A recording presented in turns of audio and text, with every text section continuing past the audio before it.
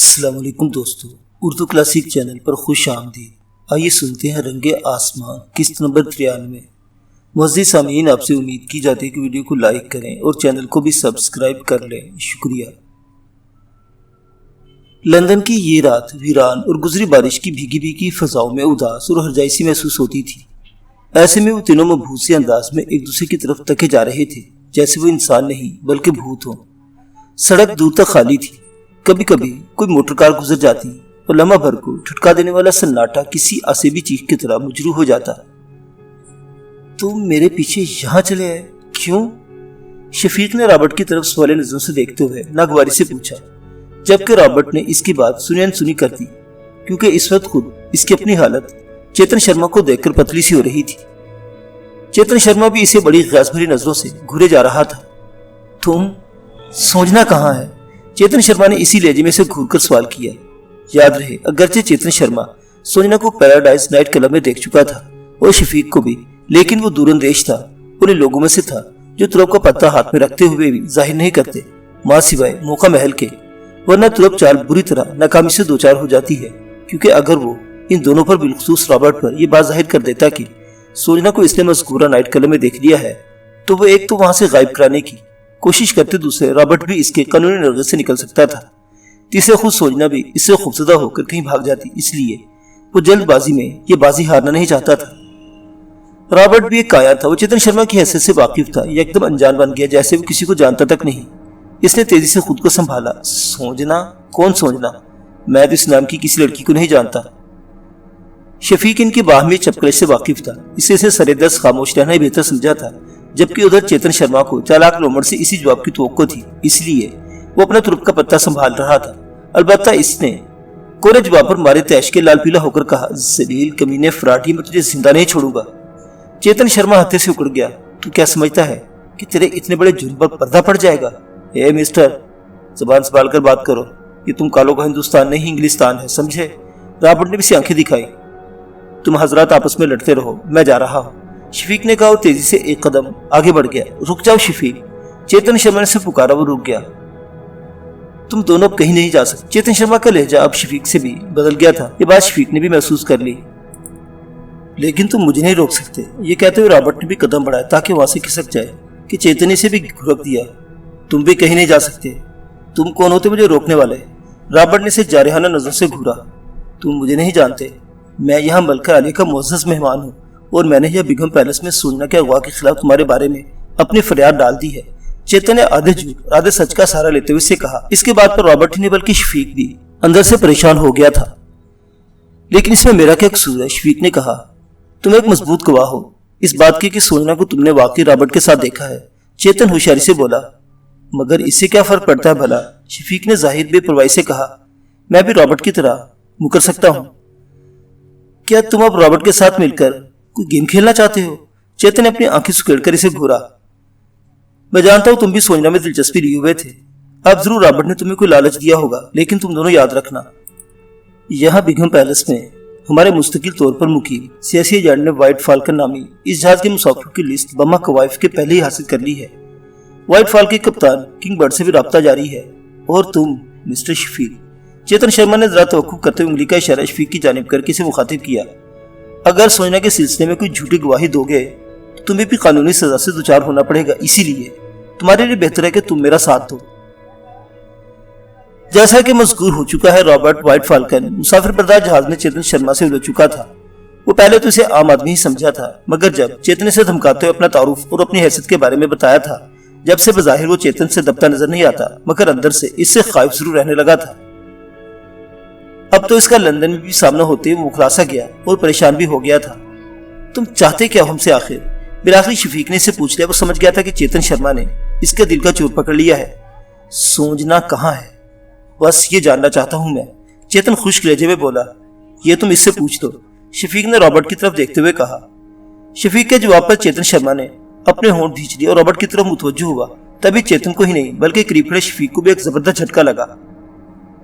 Robert کے ہاتھ میں سے پستول نظر آ رہا تھا، جس کی نال کا رخ چیتن شرما کی طرف تھا، اور رابرٹ کے ہونٹوں پر بڑی شفاف اور غسیلی مسکراہٹ رقصاں تھی۔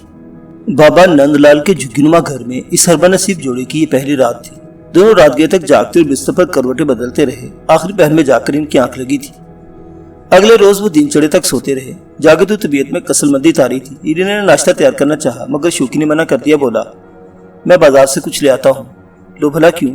میں بیمار تھوڑی ہوں، گھر میں بنا لیتی ہوں۔ رینا دھیرے سے مسکرائی۔ شوکی کو اس کی مسکراہٹ دیکھ کر اپنے اندر کی ساری کلفتیں دھلتی ہوئی محسوس ہونے لگتی، لیکن پھر وہ بے چین بھی ہونے لگتا۔ اس کی وجہ جوگندر دھمالیہ اور اس کے اوباش ساتھی تھے۔ یہ دونوں انہی کی وجہ سے تو اس حال کو پہنچے تھے۔ اس کا اندر پھر کھولنے لگا۔ رینا رسوئی میں چلی گئی۔ بابا نندلال اس کے لیے کچھ نہ کھانے پینے کا سامان چھوڑ گیا تھا۔ وہی بنا کر جب رینا نے شوکی کے سامنے رکھا تو اس نے دیکھا شوکی کا چہرہ غم و غصے کی تصویر بنا ہوا تھا۔ وہ پھر دہل گئی۔ کیا ہوا؟ کھا کیوں نہیں رہے؟ اس نے شوہر کے چہرے کی طرف دیکھ کر پوچھا۔ شوکی نے کوئی جواب نہیں دیا اور کھانا زہر مار کرنے لگا۔ اس کے اندر جو آگ سلگ رہی تھی وہ اس کے بارے میں اب رینا کو نہیں بتانا چاہتا تھا۔ جانتا تھا کہ وہ پھر اسے روک دے گی اور وہ ہمیشہ کی طرح پابندی زنجیر ہو جائے گا، اور وہی ہوا۔ لہٰذا جب وہ 2-4 نوالے کھانے کے بعد اپنا ہاتھ کھینچ کر چارپائی سے اٹھ کھڑا ہوا اور باہر جانے لگا تو رینا اس کے راستے میں آ گئی۔ کہاں جا رہے ہو؟ ڈیوٹی پر جا رہا ہوں، شوکی نے بہانہ بنایا۔ ڈیوٹی کیسی؟ ابھی تو اسکول کی چھٹیوں میں 3-4 دن پڑے ہیں۔ رینا نے اس کا چہرہ پڑھنے کی کوشش کی۔ ہاں لیکن آفس ورک کرنا ہے تھوڑا، یوں بھی ہم نے کافی چھٹیاں کر لی ہیں۔ شوکی نے بات بناتے ہوئے کہا۔ تمہیں یاد نہیں؟ مس دیونتری نے خود ہی ہماری چھٹیوں کی درخواست منظور کر لی تھی۔ تو مجھ سے کہا تھا کہ اس دوران اگر تھوڑا بہت وقت مل جائے تو کچھ رجسٹر وغیرہ کو دیکھ جانا۔ رینا کے منہ سے گومگو انداز میں برآمد ہوا۔ اس کے چہرے سے صاف محسوس ہوا تھا کہ وہ اس بات سے مطمئن نہیں ہوئی۔ پھر جب شوکی دروازہ پار کر کے جانے لگا تو رینا کو اس وقت بھی شوکی کا انداز کچھ بدلا ہوا محسوس ہوا۔ اس نے بے اختیار اسے پکارا، شوکی۔ وہ باہر جاتا ہوا دروازے کی چوکھٹ پر ہی رک گیا۔ ہاں بولو، اب کیا ہوا؟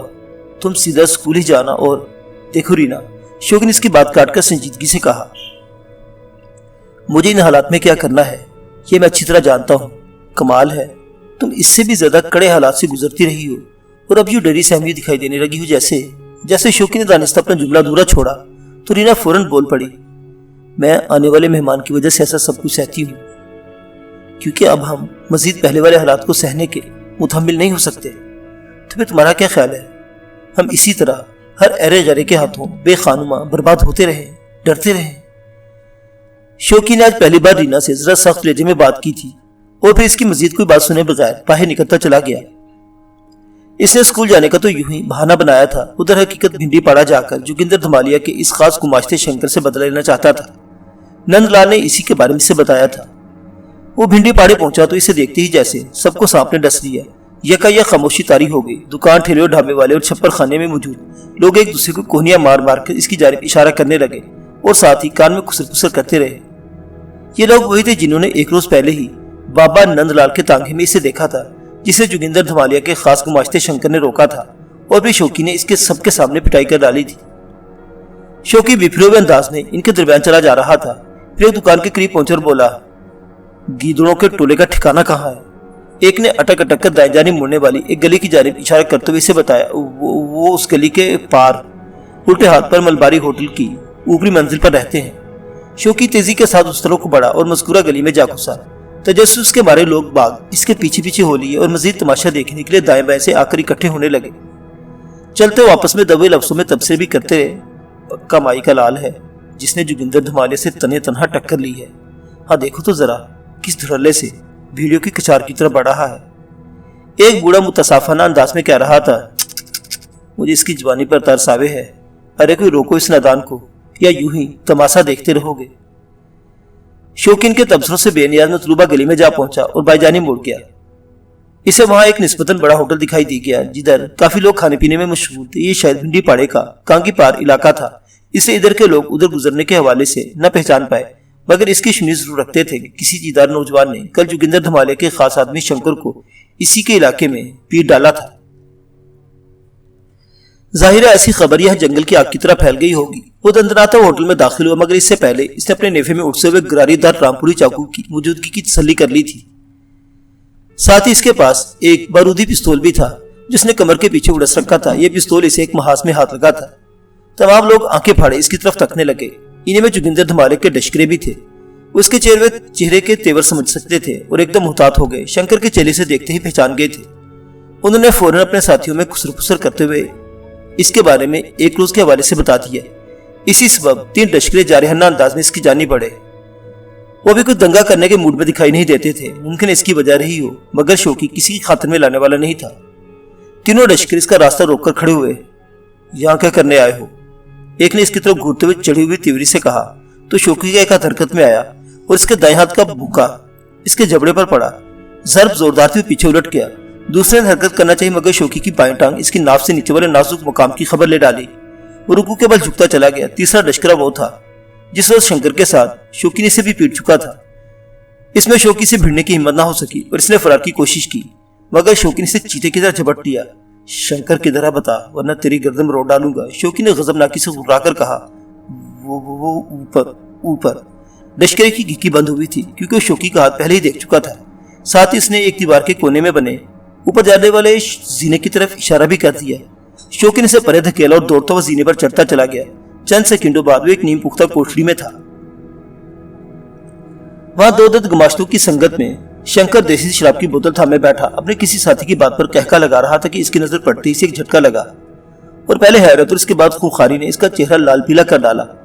इसके दोनों लश्करे भी शौकी के यूं दुर्दाना वार अंदर आने पर हक्का बक्का रह गए। मेरे घर के तो तूने बर्बाद किया था बुज़दिल इंसान, शौकी ने बिफरे हुए लहजे में पूछा। हाँ, शुक्र करो तुम दोनों वहां मौजूद नहीं थे, वरना, शंकर ने जवाब में भीड़ी जैसी गुर्राहट तले कहा। उसके साथ अपने नेफे में हाथ डाला।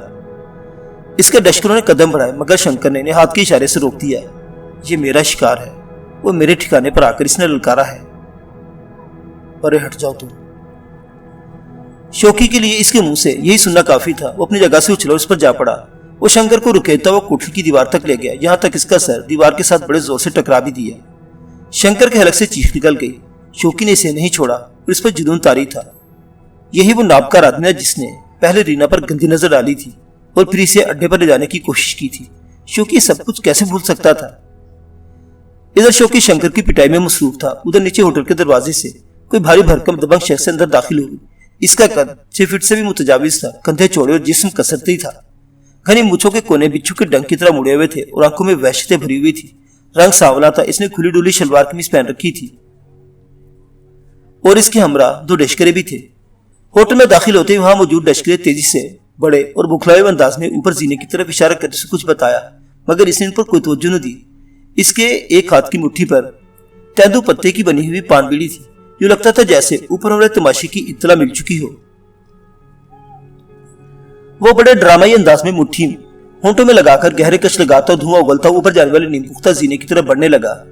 एक एक स्टेप को इसने बड़े आराम से पार किया और जब अंदर कोठरी में दाखिल हो तो क्या देखता है कि एक खासा दराज का मत नौजवान शंकर की बुरी तरह धुनाई में मसरूफ है। इसने चुटकी बजाकर बीड़ी की राख झाड़ी और दरवाजे पर खड़ा होकर दिलचस्पी के साथ ये मंजर देखता रहा। शौकी को इस वक्त शंकर के सिवा और कुछ नजर नहीं आ रहा था। यहाँ तक कि शौकी ने एक मौका पर शंकर की दाएं टांग और बाएं बाजू की हड्डी तोड़ डाली। शंकर तकलीफ की शिद्दत से बेहोश हो गया। शौकी हाँफता हुआ सीधा खड़ा हो गया। तब इसकी समातों से एक खरखराती हुई भारी आवाज टकराई। खल्लास, एकदम खल्लास। शौकी चौंकर इसकी तरफ पलटा। वो भी नहीं जानता था कि इसके सामने भिंडी पाड़े का नामी गिरामी बदमाश जोगिंदर धमालिया खड़ा था और शंकर इसी का मुकर्रबे खास एक कार्य परदाज था। बाहर से बहर का सूरज मगरबी उफक पर झुके हुए था। फजा में गर्मी और हबस का एहसास बढ़ने लगा था। वो तीनों परेशान और रंजूर से एक कोने में घास के फर्श पर सर जोड़े बैठी थी। पसीने से इनके जिस्म शराबूर थे और लिबास भी मैले कुचले हो रहे थे। तीनों बड़े बुरे हालों में थी।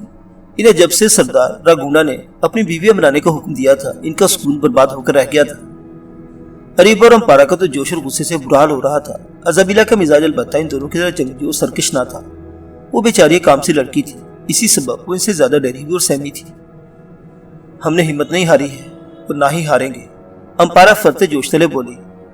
वो दर हकीकत अज़ाबिला को तसल्ली देने की गर्ज से ऐसा कह रही थी। अरीबा ने भी इसी दलेरी से अम्पारा की तायद में कहा, ऐसा मुमकिन नहीं हो सकता कि हम इस मजबूत सरदार रागुंडा की बीवियां बने। मैं तो इस बुढ़े का खून पी जाऊंगी, लेकिन हम कर कह सकते हैं। अब तो बाहर इतना सख्त पैरा है, कैसे हम इस मनहूस सगा से निकलेंगे? अज़ाबिला ने परेशान होकर कहा। अगरचे इसे इन दोनों की बातों से तसल्ली हुई थी। तुम फिक्र न करो अज़ाबिला, हम कोई ना कोई कोशिश करते हैं। तुम बस अल्लाह से हमारी कामयाबी की दुआ करो, अरीबा ने कहा और इसे समझाते हुए मजीद बोली। अब मैं और अम्पारा यहाँ से फरार का कोई ना कोई तरीका सोचते हैं। ازابیلا اس کی بات کا مطلب سمجھ کر خاموش ہو رہی۔ اریبا، میرا تو خیال ہے کہ ایک ہی طریقہ رہ گیا ہے آزمانے کو، اس کے سوا اور کوئی چارہ بھی نہیں، امپارا نے نیچے آواز میں اریبا سے کہا۔ کیسا طریقہ؟ اریبا نے بھی سوالی نگاہوں سے اس کی طرف دیکھا۔ طریقہ تو وہی روایتی سا، لیکن مجھے یقین ہے کہ ان جنگلی پہرے داروں کو آسانی سے بیوقوف بنایا جا سکتا ہے۔ یہ کہتے ہوئے امپارا نے اریبا کو وہ طریقہ بتا دیا، جسے سن کر اریبا کا چہرہ ایک دم چمک اٹھا۔ وہ توصیفی لہجے میں بولی، ارے امپارا بہن، تم تو واقعی بڑی زبردست ترکیب سوچی ہے، حیرت ہے اتنی آسان ترکیب میرے ذہن میں کیوں نہ آ سکی۔ اریبا کو بہن کہتے سن کر امپارا ہولے سے مسکرائی اور بولی، تم نے مجھے بہن کہا، میرے دل کو عجیب سی خوشی محسوس ہوئی ہے۔ کیا یہ انسانی رشتے اسی طرح بن جاتے ہیں؟ ہاں امپارا بہن، صرف خون کا رشتہ ہی تو مضبوط نہیں ہوتا، دوستی اور جانساری کے رشتے بھی تو ایک انسان کو دوسرے کا گرویدہ بنا دیتے ہیں، اریبا نے مسکرا کر کہا۔ امپارا اب ان میں گھل مل گئی تھی، یوں بھی ان تینوں ایک ہی کشتی کی سوار تھی۔ ان میں پیش آمدہ حالات کا بھی دخل تھا، کہاں تو امپارا ان کی دشمن تھی، لیکن اب ایسی بات نہیں رہی تھی۔